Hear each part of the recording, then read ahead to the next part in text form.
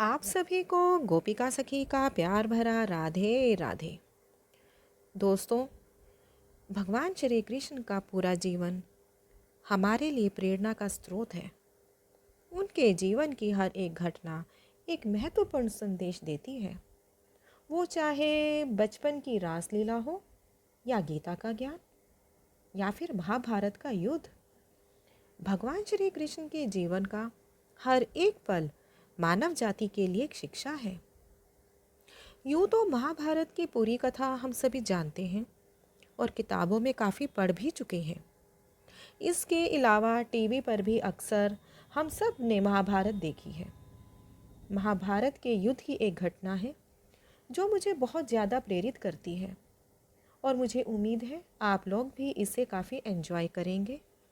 और हाँ, कहानी को सिर्फ सुने ना, सुनने के बाद इस पे ध्यान भी दें, क्योंकि इससे मिलने वाला संदेश हमारे जीवन को बदल सकता है। कहानी के अंदर भगवान श्री कृष्ण और भीष्म पितामह के बीच के वार्तालाप का वर्णन किया गया है। तो कहानी शुरू करते हैं। श्री कृष्ण ने अपनी पूरी सेना दुर्योधन को सौंप दी थी, सभी जानते हैं, और स्वयं पांडवों की तरफ से युद्ध का आगाज कर रहे थे।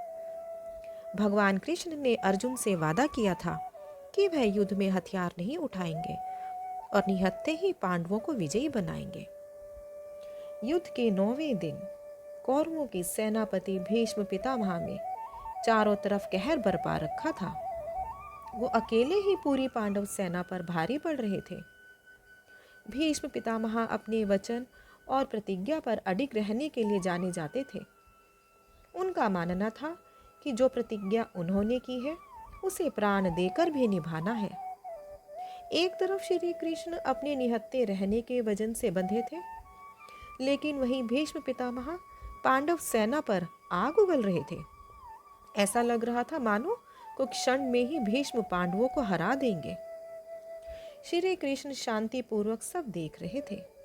वे जानते थे कि अर्जुन भीष्म का मुकाबला नहीं कर सकता, लेकिन उन्होंने अर्जुन से वादा किया था कि वह पांडवों को ही विजय बनाएंगे। वही महाबली भीष्म पांडवों का तहस नहस करने में लगे थे। यही सोचकर श्री कृष्ण ने भीष्म पितामह को रोकने के लिए रथ का पहिया उठा लिया, लेकिन भीष्म जानते थे कि श्री कृष्ण भगवान है, इसलिए उन्होंने मुस्कुराते हुए अपने धनुष बाण एक और रख दिए और हाथ जोड़कर खड़े हो गए। भीष्म पितामह ने कहा, भगवान, आपने तो युद्ध में कोई शस्त्र ना उठाने का वादा किया था और आप तो भगवान हैं, आप अपना वादा कैसे तोड़ सकते हैं? भगवान श्री कृष्ण ने कहा, हे भीष्म, आप तो खुद ज्ञानी हैं।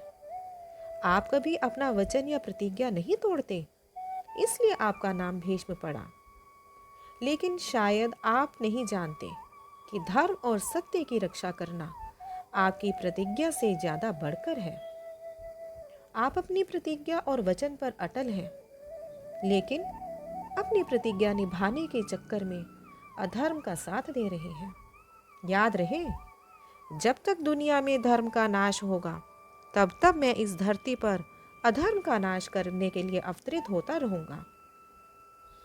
तुम एक इंसान होकर अपनी प्रतिज्ञा नहीं तोड़ पाए और अधर्म का साथ दे रहे हो, लेकिन मैं भगवान होकर भी धर्म की रक्षा के लिए अपनी प्रतिज्ञा तोड़ रहा हूँ।